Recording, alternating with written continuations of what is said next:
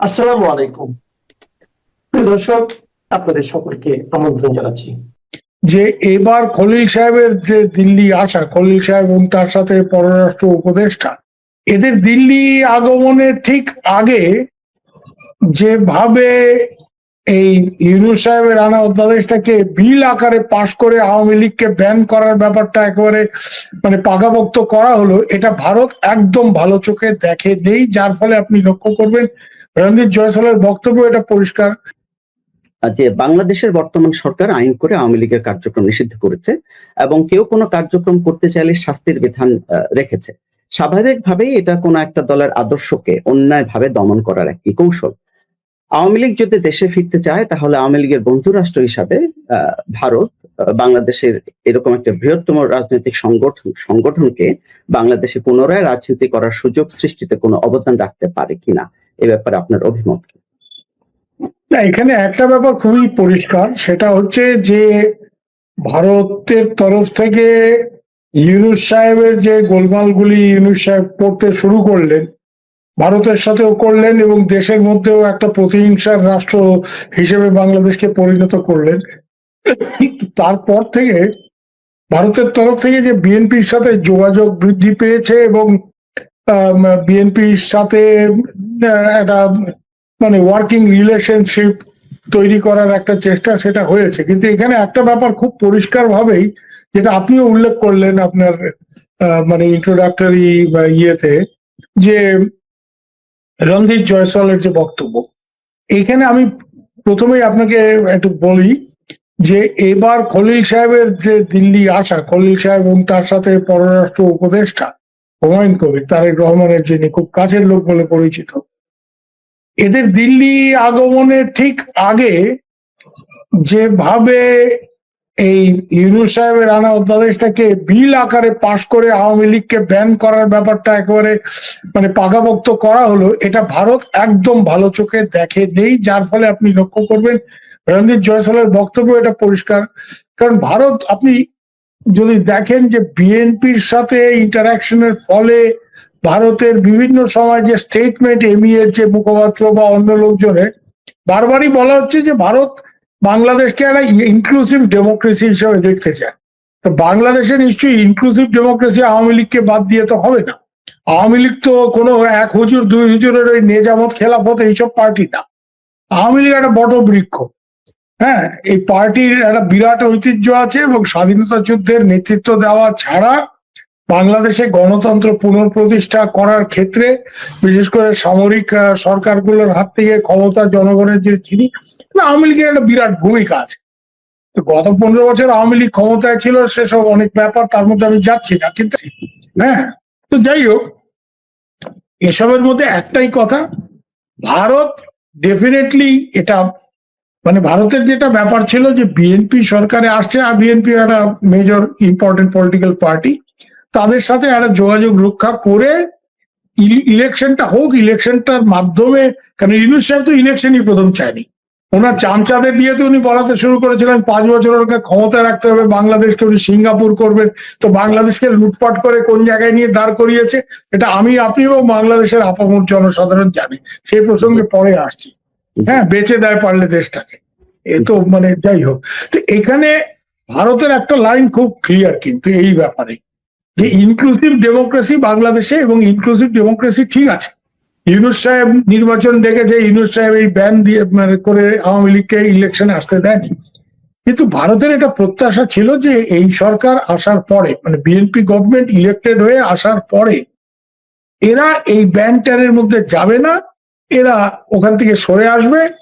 আওয়ামী লীগের কোন নেতার বিরুদ্ধে যেটা নেপালে হচ্ছে, নেপালে তো এইভাবে ঢালাও ভাবে হাজার হাজার লক্ষ লক্ষ মামলাও হয়নি, আর যার তার বিরুদ্ধে এইসব মৃত্যু। ওখানে কেপি শর্মা ওলি প্রাইম মিনিস্টার ছিলেন, তার বিরুদ্ধে অভিযোগ যে উনি, ওনার অর্ডারে ফায়ারিং হয়েছে, লোকজন মারা গেছে, ওনার বিরুদ্ধে মামলা হয়েছে জাস্ট। কিন্তু ঢালাও হবে ওনার দলের লোকজন, যেটা বাংলাদেশে হচ্ছে, আর আওয়ামী লীগ করলেই তাকে জেলে যেতে হবে, এরকম একটা। তো যাই হোক, এই জায়গাতে দাঁড়িয়ে ভারতের একটা পরিষ্কার ইয়েই ছিল, কোনো স্পেসিফিক কারো বিরুদ্ধে কোনো স্পেসিফিক চার্জ থাকলে এবং প্রাইমা ফেসি একটা কেসের বেসিস থাকলে সেটা ঠিক আছে, কিন্তু একেবারে ঢালাও ভাবে এই যে আওয়ামী লীগ করলেই জেলে যেতে হবে, এই জিনিসটা বন্ধ করে আওয়ামী লীগকে মানে আমি নিজে জানি সিনিয়র লোকজন ইন্ডিয়ান সেটআপে যে আওয়ামী লীগ কো ময়দান মে वापस लाना है, এই কথা আমার নিজের কানে শোনা, তাই জন্য আমি বলছি যে এটা কিন্তু ভারতের ইয়ে ছিল। কিন্তু এইবার যেটা বিএনপি করলো, এতে কিন্তু দিল্লিতে মোটেই লোকজন খুব মানে যে খুব খুশি হয়েছে তা আমি বলতে পারছি না। কারণ যে সময়টা খলিল সাহেব দিল্লিতে আসলেন, আমি ওই সময় দিল্লিতে ছিলাম। আমি এটা জানি যে ঠিক আসার দিন উনি যেদিন দিল্লি ফ্লাই করছেন সেদিন পার্লামেন্টে বিলটা প্লেস করে পাশ করে নিলেন যে আওয়ামী লীগকে ব্যান। আওয়ামী লীগকে ব্যান করলে কি গণতন্ত্র বাংলাদেশে থাকবে? এটা এই জন্য দেখবেন ওই রণদীপ জয়সওয়ালের বক্তব্য এটা উঠে এসছে যে এইভাবে তো হবে না, ভারত আশাহত হয়েছে। এবং এই একটা জায়গাতে আমি আপনাকে বলতে পারি যে এই জায়গাটা যদি বিএনপি অ্যাড্রেস না করে, মানে তারেক সাহেবের সরকার, এবং কোনোভাবে এই জায়গা থেকে এটা আমাদের লোকজনের ধারণা হয়েছে যে ভারত যাতে খলিল সাহেব আসলে এই প্রশ্নটা তুলতে পারে, তো তোলার আগেই এটা একটা ফেই অ্যাকাম্পলি মানে হয়ে গেছে, আর এটা নিয়ে আলোচনা হবে না, এই রাস্তা বন্ধ করার জন্য ইচ্ছা করে একেবারে তাড়াহুড়ো করে এই বিল পার্লামেন্টে এনে পাশ করানো হয়েছে। এটা মোটেই ভারত ভালো চোখে দেখছে না। কারণ ভারতের এখানে কিন্তু একটা জিনিস আপনাকে বলি আমি, যে ভারতের কিন্তু এইসব ব্যাপারে বিশেষ করে ফরেন পলিসির ক্ষেত্রে কিন্তু এমনি নিজেদের মধ্যে যতই গন্ডগোল, কংগ্রেস বিজেপি অমুক তমুক, এই জায়গাতে কিন্তু এরা সবাই এক। হ্যাঁ, আপনি লক্ষ্য করবেন শেখ হাসিনা যখন ক্ষমতায় ছিলেন, ভারতের টাইমস অফ ইন্ডিয়া পত্রিকা দুবার একটা সার্ভে করেছিল যে ভারতের সাধারণ মানুষ কাকে বন্ধু বলে মনে করে সব থেকে বেশি। সেখানে প্রায় 60% বেশি লোকজন বলেছিল বাংলাদেশ, এবং এটা মূলত শেখ হাসিনা ক্ষমতায় থাকার জন্য। নিশ্চয়ই আজকে এই ধরনের জরিপ হলে এই রেজাল্ট আসবে না, মানে ইউনূস সাহেবের আমলে যা হলো। তো এই জায়গাতে একটাই বলার যে ভারত এটা যে যতই ঘোষা করুক বাংলাদেশে কিছু করার নেই, ঐতিহাসিক কারণেই ভারতের সাথে আওয়ামী লীগের একটা সম্পর্ক, এটা মুক্তিযুদ্ধ 71 এইসবকে কেন্দ্র করে, এবং তারপরেও এই বন্ধুত্বপূর্ণ যেটা ব্যাপার। কারণ বাংলাদেশে যত রাজনৈতিক দল, সেখানে আওয়ামী লীগই ভারতকে নিজেদের বন্ধু বলে মনে করে, ভারতও সেই জন্য বন্ধু বলে মনে করে। এখানে আমি আপনাকে একটা জিনিস বলি, সেটা হচ্ছে যে অনেকেই অভিযোগ করে যে ভারত বাংলাদেশে আওয়ামী লীগের বাইরে কাউকে দেখে না। ভারত কিন্তু 2001-এ যখন বিজেপির গভর্নমেন্ট, অটল বিহারী বাজপেয়ীর, তখন বিএনপি যখন ক্ষমতা আসলো, বিএনপির সাথে কিন্তু একটা সুসম্পর্ক ভারত গড়ে তোলার চেষ্টা করেছিল। আপনার নিশ্চয়ই স্মরণে আছে যে সেই সময় তারেক রহমান কিচ্ছু না, উনি সরকারেও নেই, উনি দলেরও কোনো দায়িত্বে ছিলেন না। হ্যাঁ, তখন উনি একটা ওই কি হাওয়া ভবন টবন আপনারা জানেন ওইসব করতেন। তো যাই হোক, সেই অবস্থায় ওনাকে দিল্লি টিল্লি এনে যথেষ্ট রেড কার্পেট টার্পেট ওনাকে করা হয়েছিল। উনি সে সময় দিল্লিতে এসছেন, উদ্দেশ্য ছিল যে তখনকার যিনি প্রথম ভারতের ন্যাশনাল সিকিউরিটি অ্যাডভাইজার, এই পোস্টটা তো বেশি দিন হয়নি, ব্রজেশ মিশ্র, উনি একটা কথা বলতেন অ্যাজ এ ডিপ্লোম্যাট যে India should not put all it's eggs in one basket, মানে এক ঝুড়িতে সব ডিম রাখা। তো বিএনপির সাথে ওরা একটা সম্পর্ক সেই সময় করার চেষ্টা করেছে, সেটা গোলমালটা কোথায় হলো? এবং তার জন্য কি ভারত দায়ী? মোটেই নয়। ভারত তারেক রহমানকে নিয়ে এসে এখানে কথাবার্তা ইত্যাদি আসা যাওয়া একটা শুরু হলো। এর মধ্যে দেখুন আপনার 10 লাখ অস্ত্রের ঘটনা ঘটলো। তো তখন ভারতের যারা লোকজন, তাদের মধ্যে মানে যারা ডিসিশন মেকার্স, জানি এই লোক তো বিপজ্জনক লোক, আমাদের সাথে কথা বলছে আর এইদিকে 10 লাখ অস্ত্র আনছে, সেগুলি আলফার কাছে যাবে, বাংলাদেশের জঙ্গিদের হাতে যাবে, যারা সবাই প্রায় ভারত বিরোধী।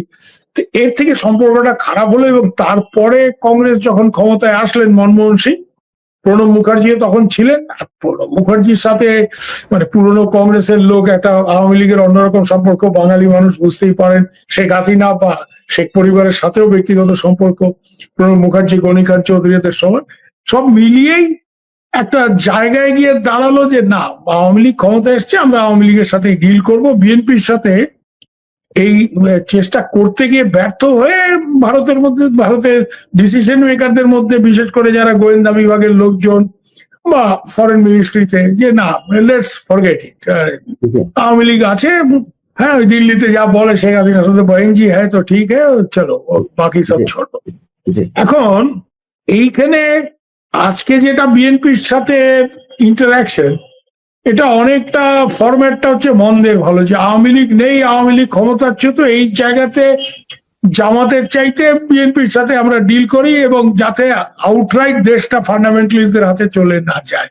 এরকম একটা মানে এটা দিল্লির লোকজনের ধারণা বা বক্তব্য। এখন এই জায়গাতে দাঁড়িয়ে আওয়ামী লীগকে মাঠে ফিরিয়ে না আনতে পারলে বাংলাদেশে একদিকে বিএনপি একদিকে জামাত এই টাইপের ব্যাপারটা ভারত মোটেই ভালো চোখে দেখছে না। কারণ জামাতকে মোটামুটি আমাদের যারা লোকজন আছেন দিল্লিতে, বিশেষ করে অজিত ডোভালের মতো লোকজন, পুরনো মানে অফিসার ইন্টেলিজেন্সের লোক, এরা জামাত মানে পাকিস্তান এরকম একটা ধারণা এদের আছে। ভুল শুদ্ধর মধ্যে আমি যাচ্ছি না, কিন্তু এই ধারণা একটা আছে। এই জন্য আওয়ামী লীগকে মানে মাঠে ফেরত আনতে হবে, এই ব্যাপারে ভারতের একটা ব্যাপার আছে। এবং এই ব্যাপারে এই যে হঠাৎ করে পার্লামেন্টের ডিসিশনটা হলো, এটা ভারত মোটেই ভালো চোখে দেখেনি। মানে একদিকে তুমি সাহায্য চাইবে, আপনি দেখুন দিল্লিতে খলিল সাহেব আসলেন, সাথে হুমায়ুন সাহেব, এরা আসলেন। একদিকে বাংলাদেশ মানে বাংলাদেশ ফরেন মিনিস্ট্রির বিবৃতিগুলি আপনি দেখুন, একদিকে বলা হচ্ছে ইট ওয়াজ এ স্টপ ওভার, মানে মরিশাস যাওয়ার পথে এখানে তারা কিছুক্ষণের জন্য মানে থেকেছেন, স্টপ ওভার করেছেন।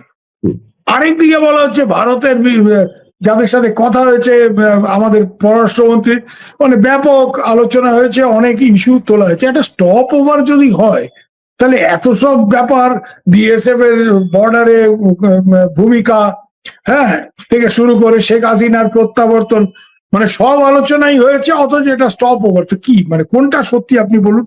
আপনি বলুন যে স্টপ ওভার যদি হয় তাহলে এত সব আলোচনা কি একটা স্টপ ওভার ভিজিটে সম্ভব হয়? স্টপ ওভার হলে তো একটা আসলেন, একটা কার্সি কল হলো, একটু চা পানি খাওয়া হলো, বাস, দ্যাটস ইট। একটা শুভেচ্ছা বিনিময় হলো, হ্যাঁ, বড় জোর একটা ইনভিটেশন যে প্রধানমন্ত্রীকে দেশে আসার, যেটা ধরুন মোদী নেপালের প্রাইম মিনিস্টারকেও করেছে, এরকম একটা ব্যাপার হয়তো তারেক সাহেবের ক্ষেত্রেও, যে ইন্ডিয়াতে আসুন, আমরা কথাবার্তা বলি ইত্যাদি। তো এইটা স্টপ ওভার ভিজিট। আবার একদিকে বলা হচ্ছে, আরেকটা জিনিস আমাকে বলুন তো, পররাষ্ট্রমন্ত্রী আসলেন, পররাষ্ট্র উপদেষ্টাও আসলেন সাথে, এখন এরা এসে এখানে আমাদের ফরেন মিনিস্টারের সাথে কথা বললো স্বাভাবিক। যেহেতু ভারতের নিয়ার অ্যাব্রড, যেটা মানে ভারতের প্রতিবেশী এলাকাগুলোতে ন্যাশনাল সিকিউরিটি কাউন্সিলের একটা বিরাট ভূমিকা আছে, তাই জন্য সিকিউরিটি অ্যাডভাইজার অজিত ডোভালের সাথে কথা বললেন স্বাভাবিক। পেট্রোলিয়াম মিনিস্টারের সাথে এটা কেন কথা বলতে গেল? নিশ্চয়ই তাহলে পেট্রোলিয়াম মিনিস্টারের সাথে গিয়ে তো অন্য কিছু আলোচনা হবে না। তার মানে বাংলাদেশে যে একটা ম্যাসিভ জ্বালানি ক্রাইসিস হয়েছে এবং হতে যাচ্ছে আরো, মানে কি বলে আপনার মধ্যপ্রাচ্যে, পশ্চিম এশিয়ার যুদ্ধের ফলে যে ব্যাপক একটা জ্বালানির সংকট আসছে, তো তার জন্য ভারতের শরণাপন্ন হচ্ছেন বাংলাদেশ সরকার। তার জন্য পেট্রোলিয়াম মিনিস্টারের সাথে আলাদা করে সময় চেয়ে তার সাথে কথাবার্তা বলার ব্যাপার আছে। এখানে ভারতে যেটা ফিলিং এই ভিজিটের পরে, আমি আপনাকে বলতে পারি যে বিশেষ করে এই যে আওয়ামী লীগকে ধুম করে ব্যান করে দিয়ে তারপরে খলিল সাহেব ইন্ডিয়াতে আসলেন, যাতে এটা নিয়ে আর আলোচনার কোনো স্কোপ না থাকে, এটা ফেই অ্যাকাম্পলি, মানে ইটস অলরেডি ডান, এটা ভারত মোটেই ভালোভাবে দেখেনি। এটা বিজেপি সরকার তারা তো ভালোভাবে দেখেনি, এটা কংগ্রেসও ভালোভাবে দেখেনি। কারণ আওয়ামী লীগের ক্ষেত্রে মোটামুটি বিজেপি, কংগ্রেস, ভারতের অন্যান্য দলগুলি একই লাইন, কিন্তু আওয়ামী লীগকে তারা বন্ধু হিসেবে দেখে। এবং সরি, আপনি কিছু প্রশ্ন করছেন? বলছিলাম রাইট। হ্যাঁ, ওকে। সো এই জায়গাতে কিন্তু মানে বলতে পারেন যে খানিকটা ভারতে একটা ফিলিং, মানে ভারতের নেতৃস্থানীয়দের মধ্যে একটা আশাহত ব্যাপার যে এই লোকের সাথে আমরা বন্ধুত্ব করে ভালোভাবে একটা সম্পর্ক তৈরি করার কথা ভাবলাম, কিন্তু প্রথমেই যে কাজটা করলো সেটার থেকে ভালো সম্পর্ক হওয়া কতটা সম্ভব সেটা নিয়ে প্রশ্ন। আর একদিকে আপনি এই সাহায্য চাইছেন, ওই সাহায্য চাইছেন, আপনাকে জ্বালানি থেকে শুরু করে অন্য যা যা সমস্যা আপনি পড়েছেন তার জন্য ভারত আপনাকে উদ্ধার করবে, আর তারপরে আপনি বলবেন যে আমার দেশের আভ্যন্তরীণ পরিস্থিতির কথা মাথায় রেখে ভারতের সাথে বেশি কিছু করা আমাদের পক্ষে মুশকিল। অর্থাৎ এই জামায়াত ইসলামী বা এনসিপির ওই টোকাইদের কথা চিন্তা করে, আমি ওই টোকাই বলছি কারণ এরা যা মানে কাজকর্ম করেছে সেটা তো খুব যে ভালো কিছু সেটা বলার কোনো কারণ। তো আপনি এদের কথা শুনবেন, এদের কথায় ভারতের সাথে, অথচ এরা স্লোগান দেবে দিল্লি না ঢাকা। তারপরে যেই ফ্রেন্ডশিপ পাইপলাইন শেখ হাসিনার আমলে হওয়া নিয়ে শেখ হাসিনাকে তুলোধনা করেছে এরা, আজকে তো সেই ফ্রেন্ডশিপ পাইপলাইন দিয়েই 5,000 মেট্রিক টন ডিজেল আসছে বাংলাদেশে জ্বালানি